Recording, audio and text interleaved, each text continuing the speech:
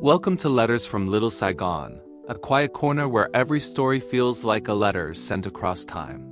Here we whisper about memories, migration, and the quiet strength that keeps hearts warm. Tonight's letter is about beginnings, the kind that come wrapped in cold air and courage. It's called My Father's First Winter in America.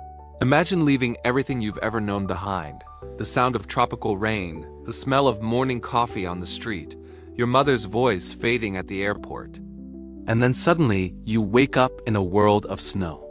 A place so cold it stings your breath, so quiet it feels like the world has paused, waiting to see if you'll stay. That's where my father's story begins. It was the winter of 1979. The war had ended, but its echoes lingered in letters never sent, in suitcases filled with nothing but faith.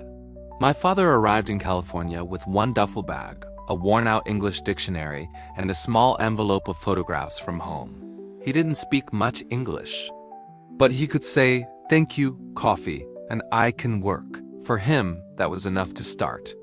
He shared a small apartment in Garden Grove with 3 other men, each one chasing their own version of America.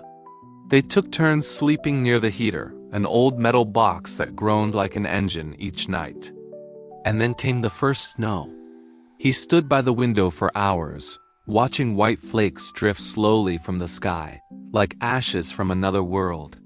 He had never seen anything like it. Back in Saigon, December smelled of rain and street noodles, not frozen air. He reached his hand out through a crack in the window, letting the snow touch his skin. For the first time he realized he was truly far from home. The days grew colder. He wore 2 shirts and a thin jacket he'd found at a thrift store for $3. His breath fogged up the glass each morning, and sometimes he warmed his hands by holding a cup of instant coffee long after it had gone cold. Money was tight. The heater stayed low, the light bulbs dim.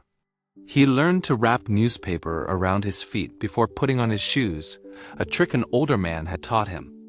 But every night before going to sleep, he would look at a small photograph of his family still in Vietnam, my grandmother, my aunt, and the younger version of himself.